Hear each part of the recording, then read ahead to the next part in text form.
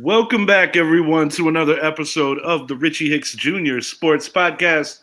I am your host, Richie, coming to you from St. Cloud, Florida, in Window 1. Window 2, my man, Idris, a.k.a. Bosco from the Bronx, currently in North Carolina. Window 3, we have a new guest in the house, not new to me, a friend of mine. She has her own podcast doing some big things. From the Casual Convo Show, my sister, Miss Coco Chanel.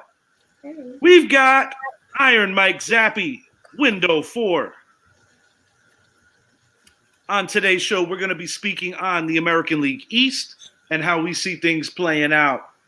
On the NFL dialogue, we got the Buffalo Bills dumping a lot of big players. We're going to hit on that and what the ramifications could be for them.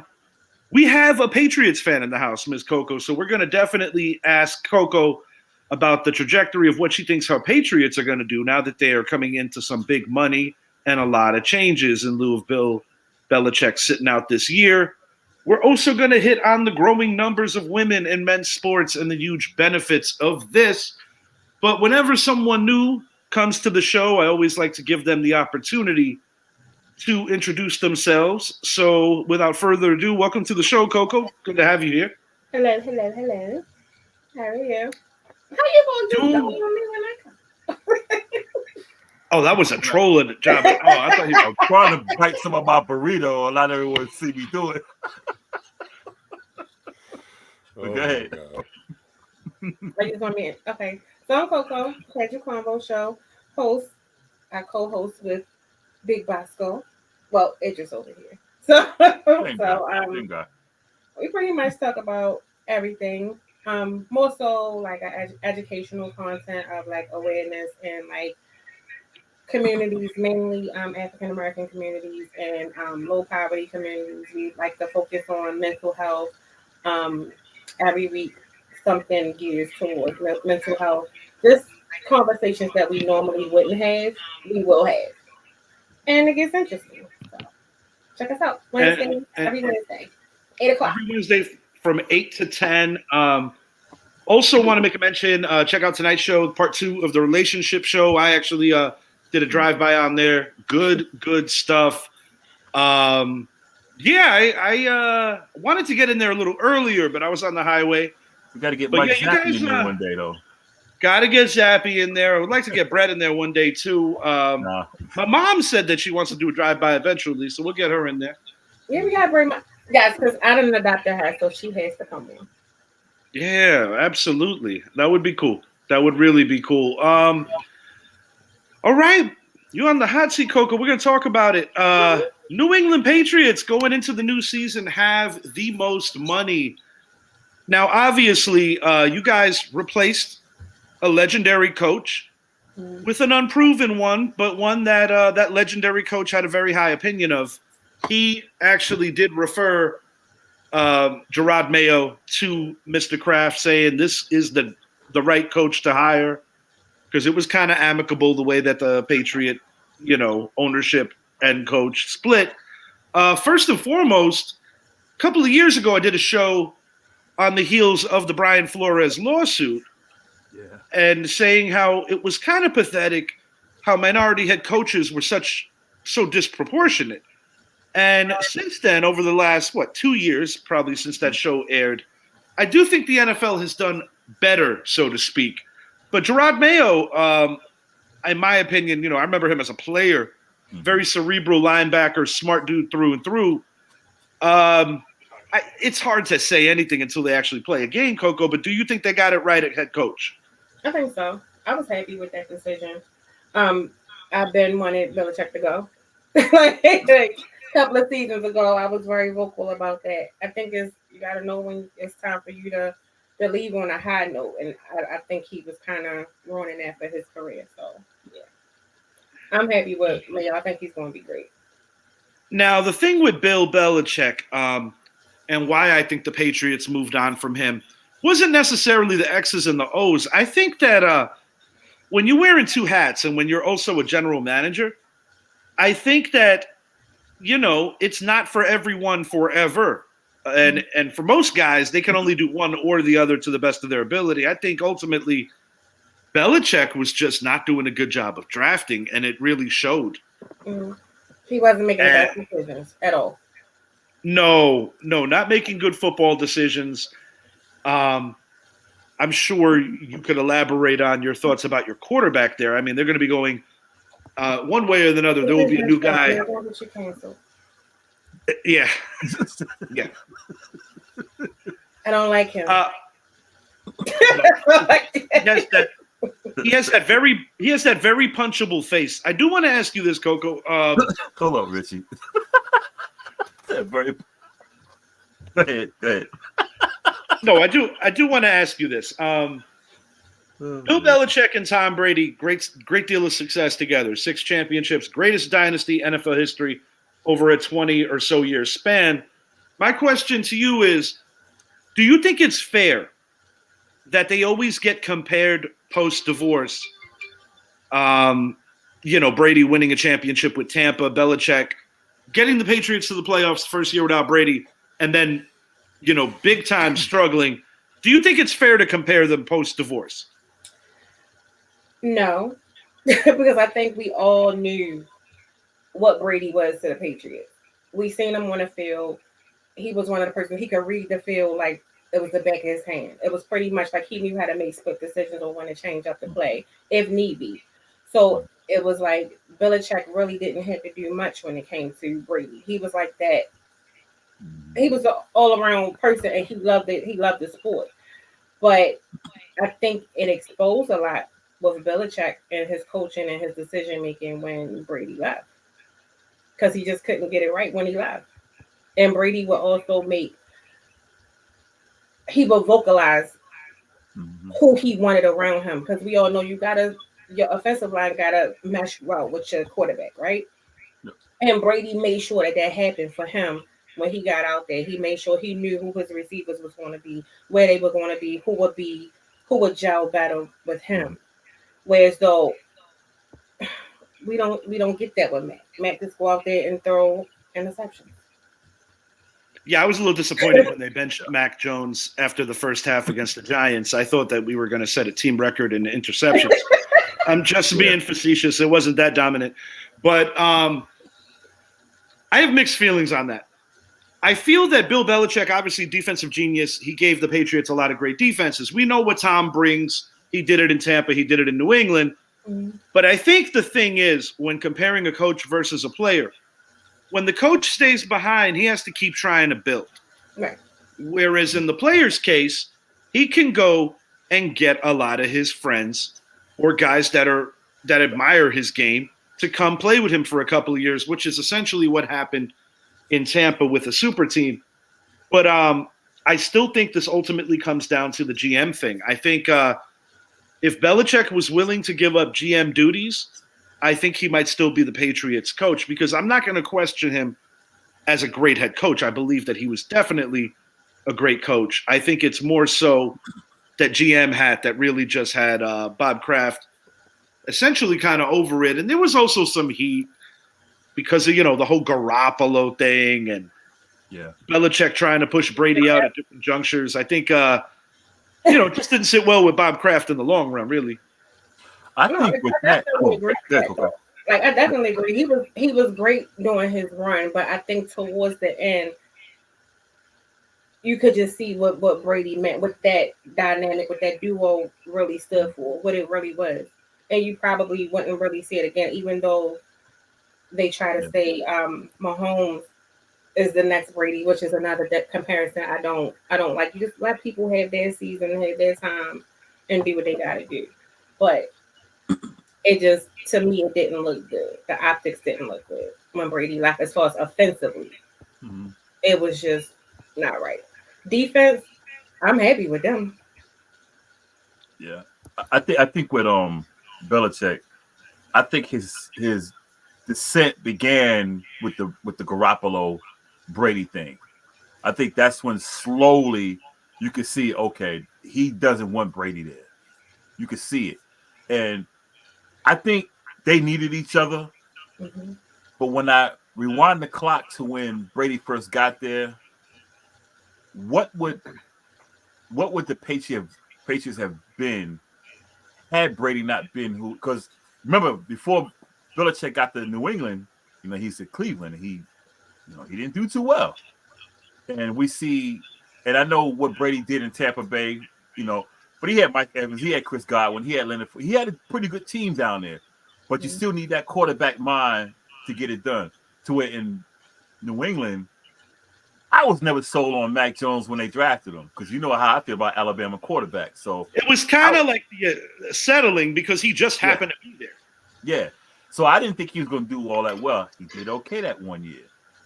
But as he had to really use his mind on the field, y'all saw what he did this year. See what he did last year. It's like he just went from here, okay, you're here. He went up a notch and felt like just dropped. Yeah, he fell hard. Yeah. He didn't fall. He just never progressed. His ceiling was what he was coming out of college. Yeah. It was nothing ever expected about him. What did I always say about him his rookie year? This is the best you're going to get out of him. And then what happened year 2? Now teams have film on him. Yep. It's easy to learn against a quarterback like that. Look, and if you're talking about Belichick, aside from 2020, 21, 22, and 23 seasons, the only other season with the Patriots you can look at his coaching career would be 2008, where Brady gets hurt the first game of the year. What happens? They missed the playoffs that year, with Matt Castle. So he did win 11 games, though. I actually think that was one of his better coaching jobs. But go ahead, Zap. But yeah, they won 11 games. But nevertheless, if Brady's in that lineup, they're winning 13, possibly 14. And that's the whole point. Because I think the question about who needed who more, I definitely think Belichick needed Brady a lot more than Brady needed Belichick, especially how Brady proved that going over to Tampa and winning another Super Bowl there with Bruce Arians and company. So, I mean, I think Brady, the conversation between the two of them is pretty clear nowadays, And then if you look at Belichick's draft history, we're talking about them using the transition tag for the first time, which is something they rarely ever do on Kyle Duggar. Kyle Duggar, I mean, a safety, that was their greatest draft pick. Right. Kyle Duggar. Like Idris said, if Belichick would have gave up those GM duties, he'd still be the head coach of that team. No question about it. He's stuck in his stuff, man. That's all it was. That's all it was, Got a comment in. Chris Dixon, welcome to the show. Thanks for joining us. Drew Bledsoe getting hurt gives Brady his chance, and he never looked back. Yeah, pretty much. And my reply to Chris was Mo Lewis started the Patriots dynasty, a jet go figure, by almost getting away with a homicide on the field against Bledsoe. And it's crazy how things happen. Yeah. The Giants did it 10 years before that, 11 years before that, to Joe Montana, which ushered in not only the end of the Montana era, it helped expedite the Dallas dynasty, and it also expedited Steve Young into becoming a Hall of Fame quarterback in his own right. So, giveth and taketh away in the NFL, and it happens really, really fast. I mean, shoot, look at our boys, Idris. Plaxico Burress shooting himself. Yeah. That leads to not only Hakeem Nicks getting drafted 2 years later, but would there even be an opportunity for a guy like a Victor Cruz, who set a franchise record in 11 against all odds, really, in a very improbable Giants Super Bowl victory, the only team in NFL history to win a Super Bowl with single-digit wins, So definitely giveth and take it away. Yeah, Chris knows his history here. Mo Lewis, yes. And Leonard Marshall, the famous hit on Joe Montana that is very iconic, essentially ending his 49er run. He was the MVP that year, and they were going for a three-peat. All right, Coco. So you guys have the most money this year. It goes without saying that your team has a decent amount of holes. What do you want position-wise? What do you think is the most glaring thing? I think it's almost too easy to say you need a quarterback. Thank you. But what else would you like to see your team do this offseason? They got a lot of money.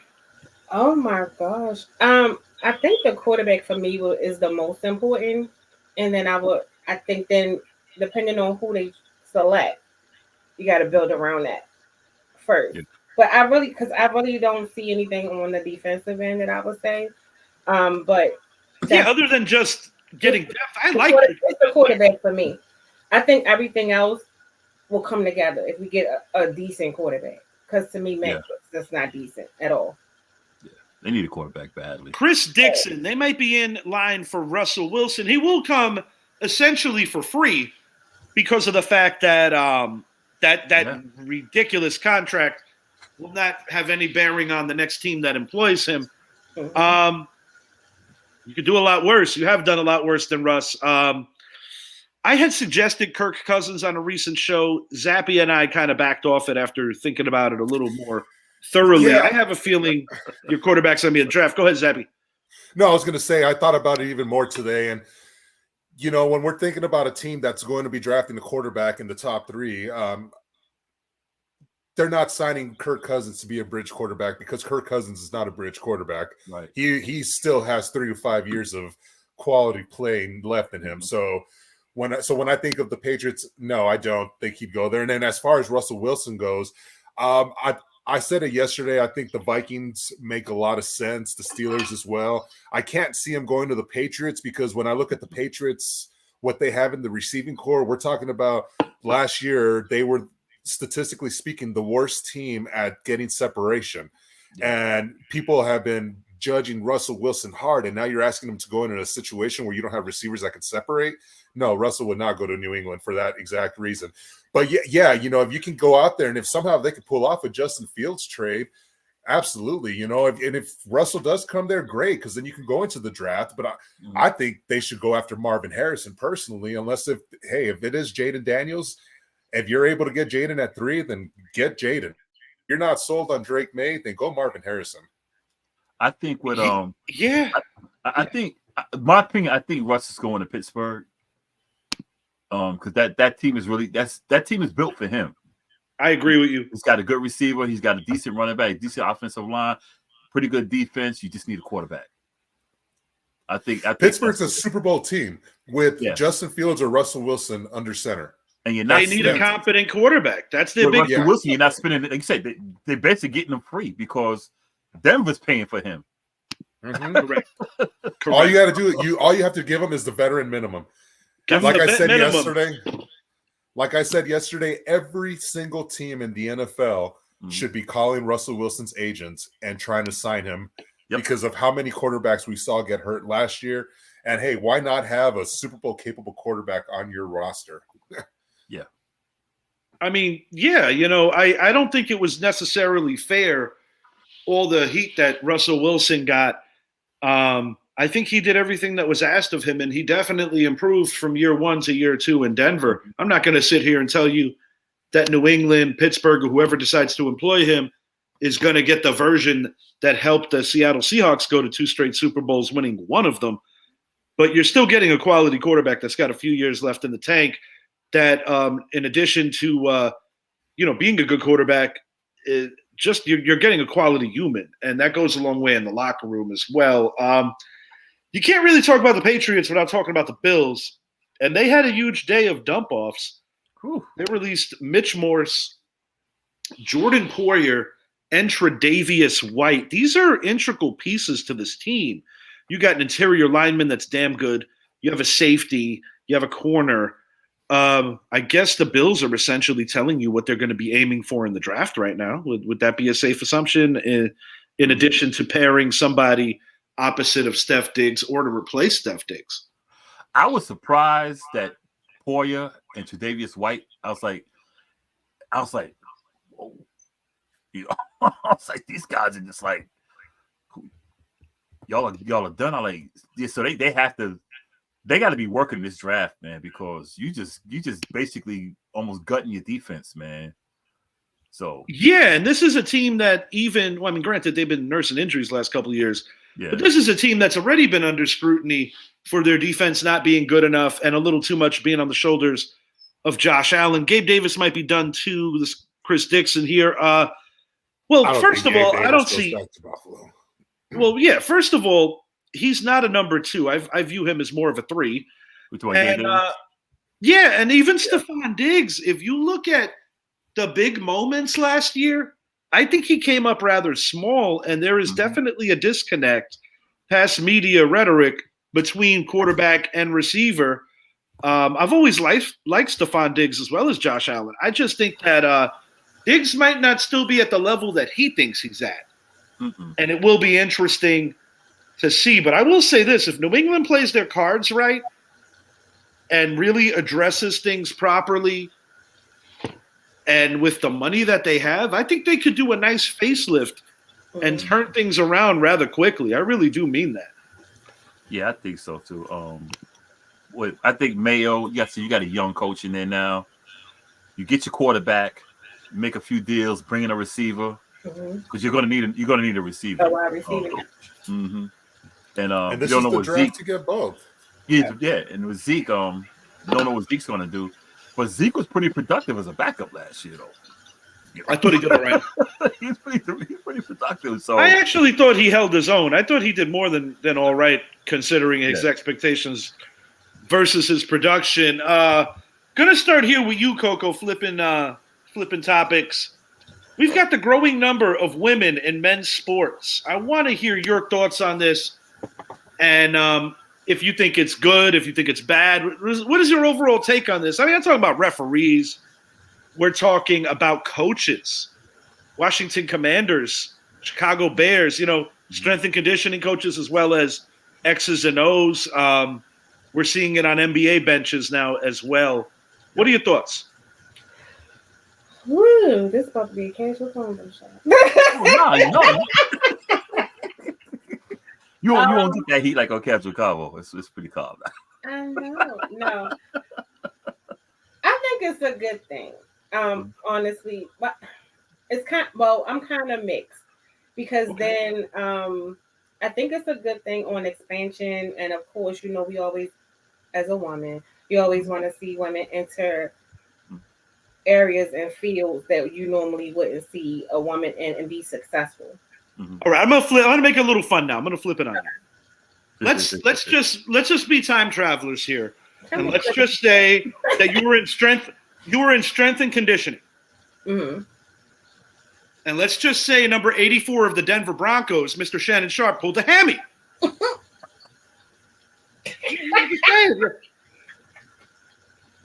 Let me say, Shay Shay is her man. Yo, what? So. Yeah, she loves. Just want to put that out there. Yeah, just gotta kill some of the seriousness there. But now I'm gonna go find a Shannon Sharp mask to wear on the show next time. Just wear it the whole show. It will be welcome. Just messing with you. No, but no, I think it's good. See, this is one thing that I'm gonna speak on that did get me annoyed. I have a lot of respect for Erin Andrews. One and the same that I have a lot of respect for Pam Oliver. Now I'm talking about anchors sideline reporting, which has been going on for years before this. Now, Pam Oliver essentially was the face of the sideline for Fox for a solid 15, 20 years or so when they first became a big entity because they went all in. They brought in Howie. They brought in Jimmy Johnson. They brought in John Madden and Pat Summerall to do the games. So what I'm getting at, people associated Pam Oliver with getting the best games on Sundays and well-earned because she was well-versed, very knowledgeable. But what I didn't like the way that Fox did her was after having that bad concussion syndrome that she caught off of, unfortunately, a football in a pregame hitting her and just really compromised a lot of neurological things with her. She was getting older. And not to take anything away from Erin Andrews, because she is very good at her job too, I feel that the main decision was predicated off of a younger woman. Yeah, definitely. And in that regard, that was the driving force, in my opinion, before you really weigh what they brought to the table in terms of knowledge, I thought that was kind of shitty. Yeah. Well, most of the women are going to be lookers in some degree, whether it's body or whatever, because you still want to grasp the attention of the men. So it's all still a marketing strategy, but they still have to be knowledgeable of the sport. So what's sexier to most men, women, or whoever, and it brings more women, even though because it's a growing number of female fans in men's sports anyway. Well, So yeah, I mean, to be fair, I'd rather look at a prime Erin Andrews or a prime Pam Oliver yeah. as opposed to a prime Booger McFarland. Right. Anytime. Exactly. So I think Not to mention, I think it's Mr. a Obvious. great marketing strategy, but it's also a great, like I said, I'm always happy to see women into fields, but the flip side for me, like you said, is like injuries, and then I think it still shouldn't take away from opportunities of like men or anything like that, because then it goes into a whole nother area. yeah, my only genuine turnoff, and then I'm going to focus in on what we're really talking about, which is in the actual sports now. Last thing I want to say on the commentary. I'm all for opportunities for all, but I do get frustrated sometimes when ESPN, because they get rid of great people and keep recycling and recycling and recycling. Mm-hmm. I get frustrated when ESPN will literally just hire a woman just solely based on their looks, acting like they're presenting you with a Hannah Storm or a Linda Cohn or a Jamel Hill and insulting all of us. I like Hannah Storm though. Oh, Hannah Storm was amazing. I'm talking about that's the I know what standard. you mean. Yeah, but you know, like as the sideline goes, I'm happy about particularly with the coaching. Yeah. It's pretty phenomenal. I mean, even if you look at like women's sports in general, I think about like I had an aunt who was a phenomenal player, but there was no future for her past what she did back then to make money. Mm-hmm. Nowadays, that too has changed, but I think in the coaching realm, it's incredibly interesting.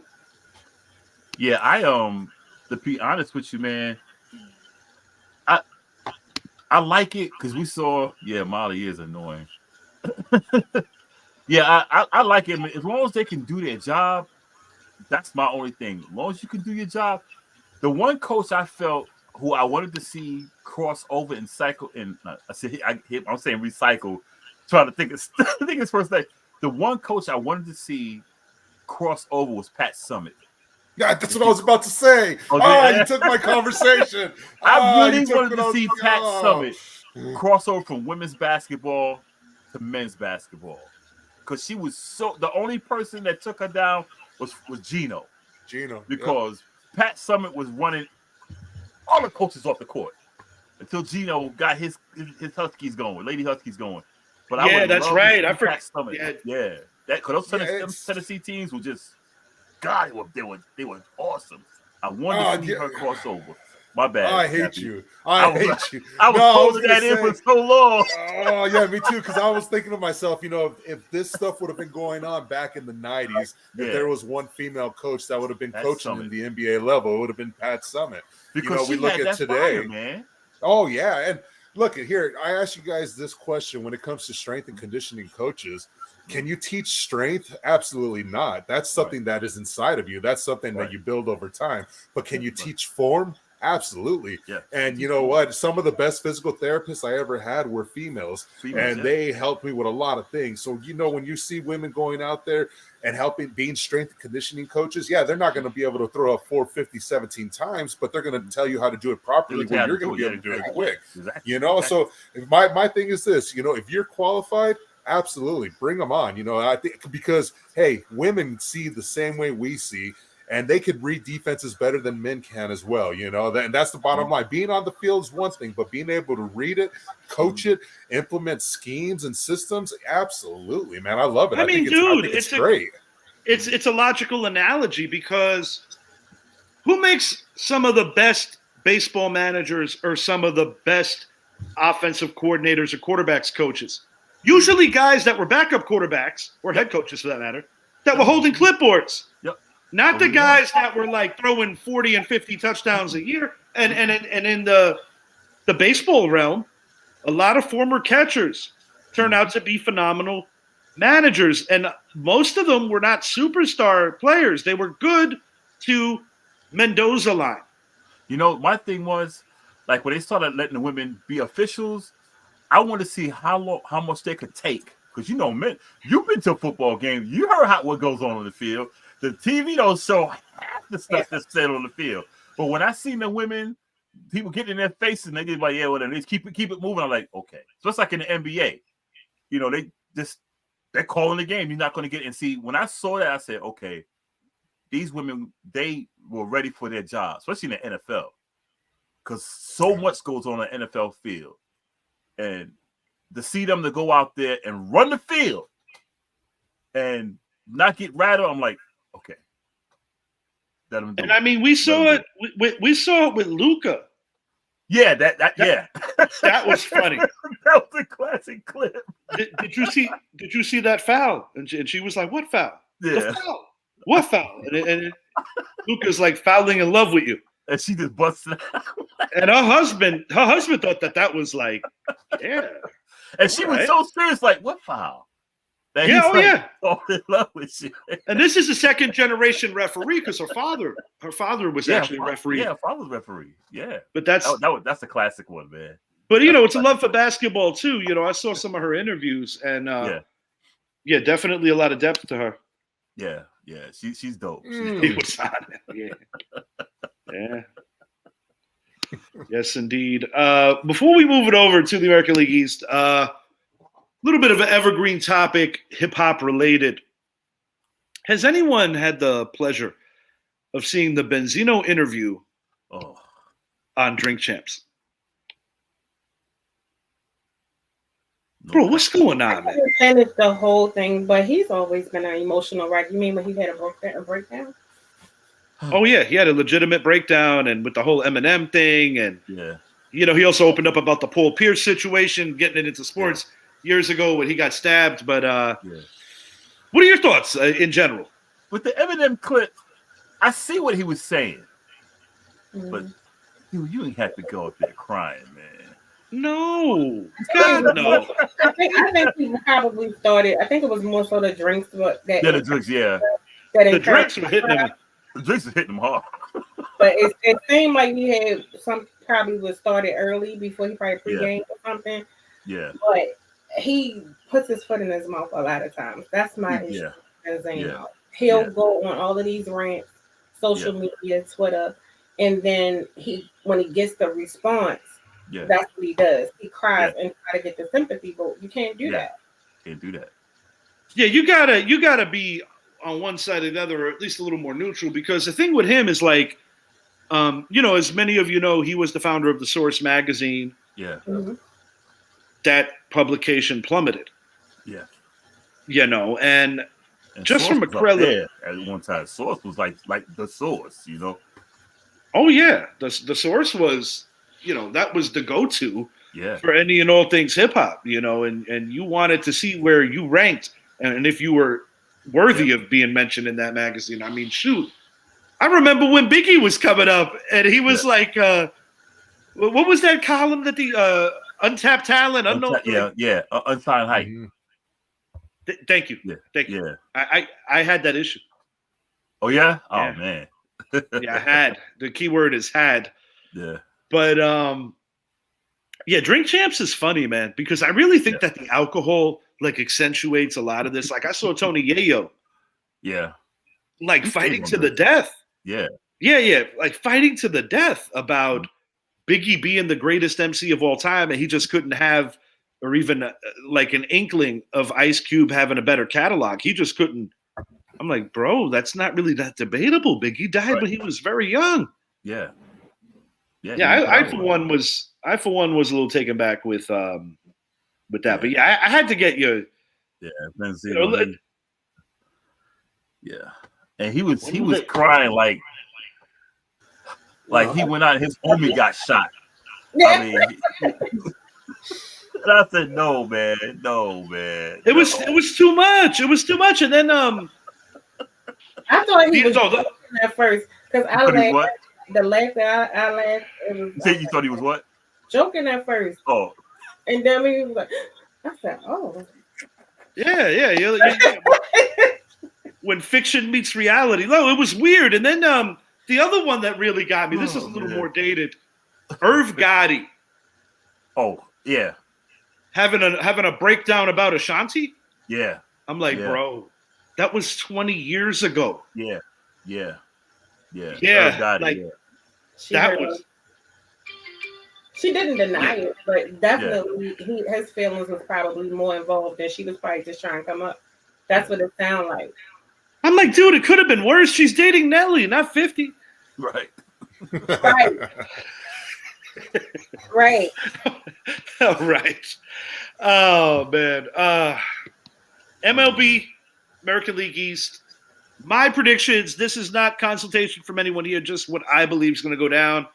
I've got the Baltimore Orioles winning the East at 101-61, a robust 50 over 500. I've got my New York Yankees qualifying as a strong wild card at 94-68. If we should acquire Blake Snell, I do see them in the 100-win category, a little closer to Baltimore. I got the Blue Jays at 90-72, also qualifying for the playoffs, 18 over. Tampa Bay Rays, I'm expecting a bit of an off year. No matter how you slice it, their best player got into a world of shit in the offseason, Wander Franco. And, they have a great manager, but I don't think they have the guns this year. Boston Red Sox score a lot of runs, but unfortunately give up more. 78-84 for the Red Sox. I think you have a couple of MVP candidates out of this division, starting with my man, number 99, Mr. Aaron Judge, as well as number 22, Juan Soto, newly acquired. I think they will both be MVP candidates. But Baltimore, I agree with that. Baltimore's definitely going to be great this season. Oh, but you got to let me down. It just sound like I can never remember his name. I'm not good with names, so forgive me. Our pitcher, no, I was watching. It was on the news, and he's like ready. Right. Yeah, I think they're going to ball out too. So we definitely going with Baltimore. This is Chris. Chris like damn right. Well, this is the fun part for me. Yeah. While I do have the Orioles winning the division, don't switch it up. I've got the Yankees making a deep postseason run and checking them when it counts most, which would be in the playoffs. Mr. Zappy, your thoughts on the American League East? What do you see coming out of here? I see Rookie of the Year in Jackson Holiday. That's a potential. That's a potential shout. That makes sense. Even though I have Evan Carter and Wyatt Langford over here in Texas that are going to be right there in the running. Jackson Holiday, he's it. I mean, he's going to be there. He's going to be on their opening day roster. That's a young team. You throw into the fact that they had Gunnar Henderson last year, and as well as Adley Rutschman, Grayson Rodriguez. They go out and they trade for Corbin Burns. I mean, Baltimore is going to be, in my opinion, have the best record in baseball, a better record than the Dodgers by 2 games. I think Baltimore, because they now have a management team that is going to make the moves necessary to keep competing. Because if there's one thing, well, in the past they grew players, but they would let them go. Now they're going to spend money. This Baltimore team is going to be here for a while. I think they're going to have about 108 wins, 107. I think the Yankees and Toronto are going to finish the season with the same record, actually. But I believe Toronto will get the head-to-head. But it's going to line up perfectly for the Yankees to face Baltimore in the second round. And, I can roll with that. Oh, yeah, that's that. So, and then the rest of the division, Toronto's going to be right there, like I said. Tampa Bay, we know what happened with Wander Franco. They have a lot of great talent still in that team, even though after they traded Glasnow to the Dodgers. We saw what they went through, losing all their pitching pretty much to some sort of season-ending injury. But Tampa, that's too much to overcome. I think they're going to take a step back, and I wouldn't be surprised if this division finished with all teams over 500. And yeah, that's a possibility. And Tampa being the team that's like 82-80, Boston being 83-79 type of thing.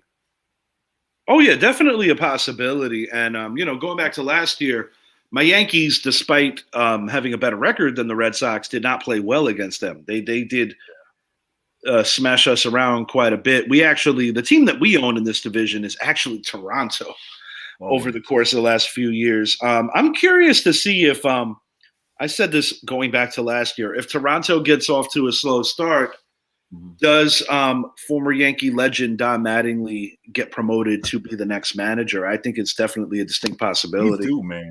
He's due.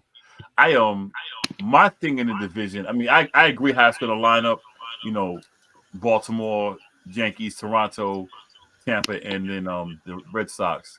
But I want to see what Giancarlo Stanton does this year. He's lost a lot of weight.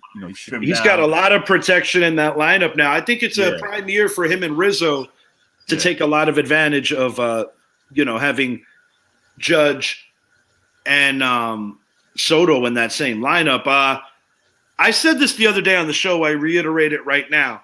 Mm-hmm. If the New York Yankees want to make the next step and approach the three elites, the Orioles, the defending champion Rangers, and the Houston Astros, said it literally last night, they have to go out and get Blake Snell. Yeah. That essentially becomes you have your two alpha aces in Cole and then Snell because, you got to call it what it is. The Carlos Rodon contract was a bad one, and it's early in the contract, but it's already not looking good. And even today. Yeah, and today, watching him in spring training, allowing, I believe it was 2 or 3 homers, he just does not look like that guy that came from San Francisco at all. And it's almost a situation where he's probably better off pitching in the National League as opposed to the American League. Mm-hmm. And he might be one of those guys that just can't handle the bright lights of New York either. He should change his name to Arson Judge, and then we could deal him to the Giants. Yeah, exactly.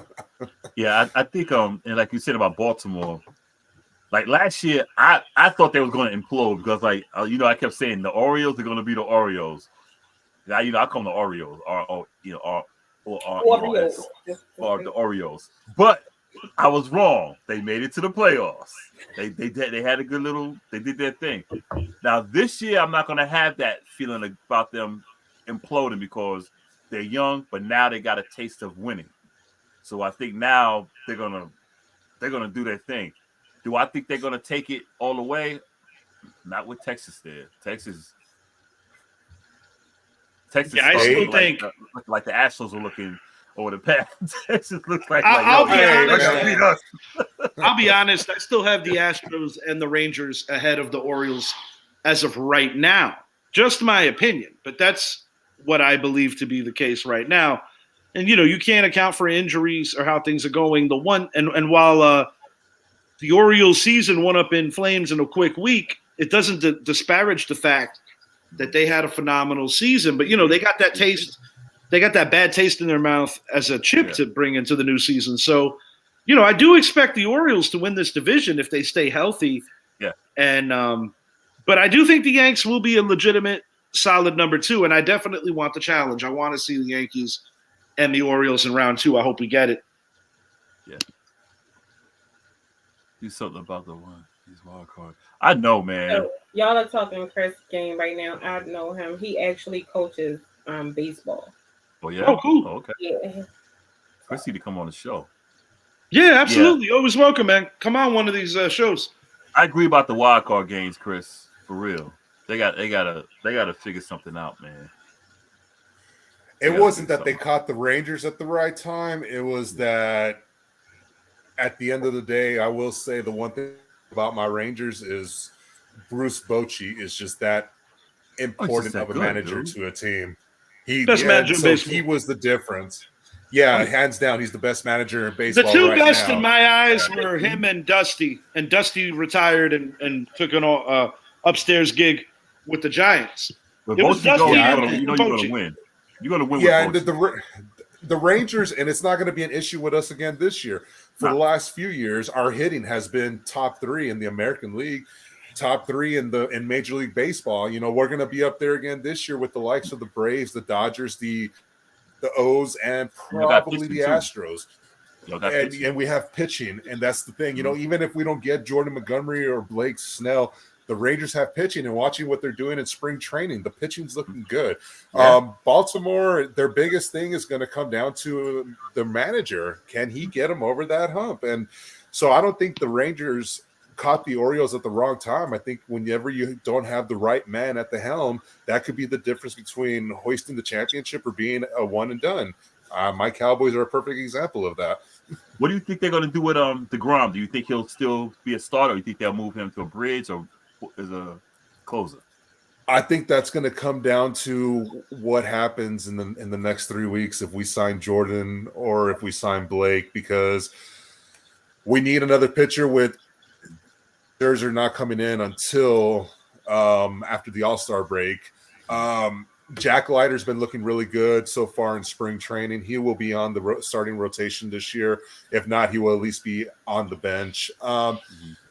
It comes down to that. If they can bring him in, and if, let's just say, for example, Jose Leclerc is not putting up the numbers he was putting up during the playoffs last year, then it's possible they say, hey, Jacob, we're going to put you in as our closer, or if not, our long reliever. That's a possibility as well, because I think he'll be devastating as a long reliever or a closer. I think he'll be.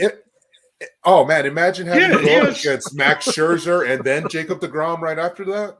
That's like having what was his name that was with Randy Johnson that beat the hell out that when they were with the Diamondbacks. Oh, you talking about Schilling and Johnson? Schilling and Johnson, it's like how Schilling starting Johnson close or Johnson starting Schilling close.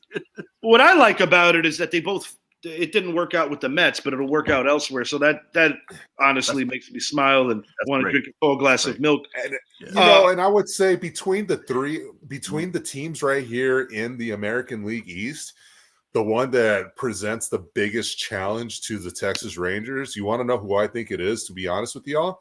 It's the Tampa Bay Rays because of their pitching. That's sneaky, yeah. You know, that's when I look at Baltimore and I look at the Yankees pitching rotation and I look at Toronto, I'm like, like I said, from top to bottom, Texas's hitting is going to be phenomenal this year. It's going to be even better than last year's.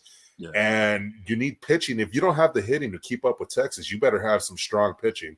And Tampa Bay between these teams has the best pitching, but it's just can they all stay healthy? And a couple of these guys got Tommy John surgery. Yeah, it's going to be Baltimore. What's going to be big with this division this year, and who could challenge Baltimore? Toronto and the Yankees alike have to be able to elevate their pitching. I think both of them are offensively gifted, but who's going to be the guy for the Yankees that's going to step up and be reliable too? I mean, Nestor Cortez is coming off an injury-marred season, but I definitely feel that he's capable. I mean, this is an all-star just a year before. Marcus Stroman is going to be integral to find out what he's going to bring. But if there's a guy I think that's going to have a big year because he's got his impending free agency, that'd be Clay Holmes. Oh, Clay Holmes definitely. I mean, dude, you're talking about a guy who broke the most innings not scored upon in Yankee history for the closing position, actually breaking Mariano Rivera's record. I'm not suggesting that he's Rivera, but American League East is going to be good. And, there's only so much we could talk about spec and see where it goes because spring training is essentially a bunch of calisthenics in my eyes. So wait a minute, you need your number. You need your numbers. Chris Dixon, are you a Cowboy fan too? Yeah. He said that. Listen, he's dual. We gotta get rid of him. Oh man, Chris Dixon doesn't want to hear me talk, Dallas. He's dual over there. I see. You were cool with me, Chris, but I was right. But yeah. Hey, question. All right. Richie, does our Cy Young winner come out of this division? Absolutely. His name's Garrett Cole. Garrett Cole. You want his record and his ERA? I'll give it to you. Let's see. Let's have it. 19 wins, 7 defeats, 2. You're going to give him 7 losses. 2.87 ERA. Yeah, I can roll with that ERA. Yeah. Mm-hmm. Yeah. And it's gonna go. It's gonna go up a little bit. He's gonna have like that little bit of a September slide, but everything's gonna be okay. Back to back, baby. Who would be? When I think of trade deadline, they're always active at the trade deadline. Who would be someone we would be talking about? Are we going to be talking about pitching or hitting at the deadline? Are we going to be talking about a Brian Reynolds coming over here? Are we going to be talking about maybe a Dylan Cease? Are we talking about Well, with Reynolds getting paid, I don't see him getting moved upon unless if Pittsburgh like completely imploded this year, something like that. Dylan Cease definitely could be a name that I could see getting moved. Mitch Keller could be another guy.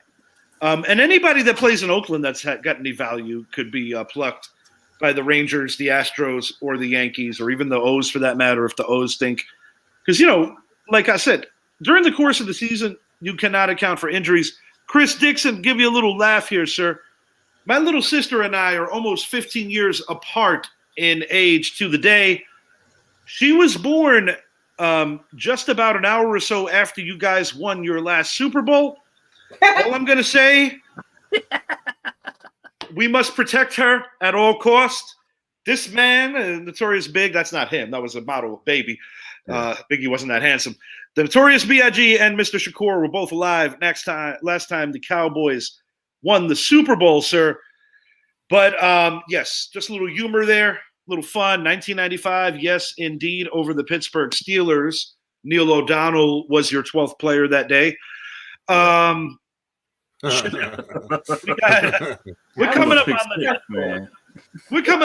on the 9-minute mark. Anything on your mind? It doesn't even have to be sports related. Anything at all that you would like to speak on, bring to our attention, anything of the such. Let's see. As a boxing fan, Ryan Garcia and Devin Haney gonna be fighting soon. But Adrian Broner, if you know who Adrian Broner is, he said if Ryan Garcia drops out, he said he'll fight Devin Haney. Come on, man. Broner needs to hang it up. What did you think about that? I like Broner's post-fight interviews. Yeah, after he gets he's over here arguing, saying that he won the fight on points, and his face looks like a uncooked hamburger. But he was giving the best post-fight interviews. My favorite Adrian fight was when he fought fucking Maeda. Oh man, he got worked. He had him flying all over the ring. Hey, what did you think of that? What did you think of that interview with Garcia and Oh, I liked it. And Haney, you know what? I liked it. Oh yeah, talking about when Garcia's like, I smoke weed, so what? Who cares? And like, I was just like, all right, what's going on here? Let's break this down. But let me say, Garcia, he looks different. Yeah, he does not look the same at all. He like look the same. His last fight, I don't know if his dignity is gone from that fight, but he just does not look right at all. That's what Adrian Broner said. He said, "I'll fill in if Garcia doesn't fight." I want to see. You know what? I like Adrian Broner. I like him because he's a knucklehead, and I just want to see him get. I would like to see him in the ring with Devin Haney. I like him. He's one of the villains. I think Haney would work on. I like him. I just like the root from where he's a villain. I like Adrian Broner. I hate Adrian Broner. I cannot stand the guy. I hate him. So going back to that Maeda fight. Ooh. Yeah. Oh, he got his ass whooped though. You know who was the biggest shit talker, but living out of blocking with his face? Who? Remember Paulie Malignaggi? Malignaggi, yeah. Oh my God, bro. He talked a lot of shit. But I think that my grandmother hit harder than him. Yeah, he talked a lot. He talked a lot of shit. So I say I think Derrick Henry is the one that more likely goes to Baltimore. I think Josh Jacobs ends up in Dallas or with the Giants. I think Jacobs, to be honest, goes to the Chargers. Pollard Chiefs. Possibility. Yeah. But I think Henry may end up in Baltimore, but I think a good fit for him would be Dallas. Oh, 1,000,000%. That's Dallas the perfect thing. They'll have that bruising back and a speedy back in one. And someone who can catch, I think he'll be a good fit in Dallas. I want to see him in Dallas. I don't. I like between Henry, Saquon, Josh Jacobs. But Pollard's taking less money to stay in Dallas. He said, which I think he knows that he's not a true one. If we could get Pollard and Henry and use the draft pick on someone else, absolutely. Pollard would have to come in for $5-6 million, and Henry would have to come in for about $8 million to $10 million. I don't want Henry there. Henry in Dallas makes Dallas a man. I want to mention this, fellas. Should Saquon leave the Giants, which I think is at minimum 50-50 right now, I'll be honest, I think Saquon's leaving. Yeah. I think it would behoove the Giants to bring in Devin Singletary. He's very familiar with Brian Dable from the Buffalo run. Also, in the event that Xavier McKinney leaves the Giants, what about Jordan Poyer back there? Yeah, I was going to say there's another safety to that. I think there's going to be a Buffalo Bill reunion in New York. I think so too. I mean, that's in many metrics. That's how it goes. You know, the league is based on relationships and former working relationships. That's how it works. But I tell you what, Richie, the overreactions of these Giant fans are cracking me up. I gotta say, I was gonna say real quick, Warriors by 52 the other night to Boston. They woke up today, won by 35 against Milwaukee tonight. But anyways, X, yeah. Oh, that's good for me. I've been watching the game. Yeah, well, Coco, that's it for you. I said that's good for me. Listen. Milwaukee's primed for a choke. They got Doc Rivers running the show over there. That's a guarantee. That's a guarantee. Yeah, I love Doc as a player, but yeah. But I got a feeling with Golden State, their championship run might be over. Yeah. But I got a funny feeling that they make it to the playoffs. They may not win a championship, but they might. What did I say weeks ago? Yeah. Yep. I said, watch out. That was all I said. I said, watch out. You don't want to see them in the playoffs. You don't want to see them and right now they're playing the Lakers in the play-in. I'm putting my money on the Warriors. I got on the Warriors. That's all I got to say is watch out. And yeah, they got beat by Boston pretty handily, but it woke them up. I mean, to come out and win by 35. Win by like 30-some points. Yeah, they can't have. But no, going back, I mean, come on, guys. I would say you want to bring back X1. You know, X, he's younger. He's what, 25, 26? Yeah, he's young, yeah. But the beautiful thing about this free agency is think about the number of safeties that became available in the last 48 hours. You know? That's why nobody's really getting franchised, because all these positions are very saturated in the free agent market. You got people having strokes about the Giants allowing Saquon to test free agency. Fellas, this isn't 1993.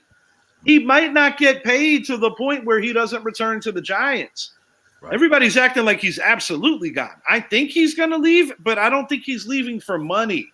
I think he's leaving because he knows that he has probably 3 more years left to play the best football of his life. Yeah. And X, I hope he plays better than he plays on Madden. Because on my Madden, that dude, he can't cover a $5 bet. No, he can't. I'll tell you who's a ball hawk in Madden is my guy, Justin Pinnock. Pinnock is balling out in Madden. Hell I love yeah. Yeah. Pinnock, I traded I let Evan Neal go because he was acting stupid. I'll tell you how. Coco's looking at the clock. She's like, thank God, I only have 90 seconds left. I'm sorry, y'all know 5 o'clock come quick. but we do. Yeah, I forgot you got to work in the morning. Dang. Oh damn! Yeah. Well, you could. Yeah, we about to sign out anyway. You could have signed out, be like, "Yo, man, I gotta go. I gotta get to bed." You know, we cool with that. We just some guys. Right. We stay up just talking shit. So. This is my thank you, because Richie always come over and bless the show. So. Yeah. Next time I'll be awake. Let me ask you, Richie, for the Giants, do you what's his name, number 30, Darnay Holmes? Yeah, what you think about Holmes? Does he play ball out on your game, or you got him benched?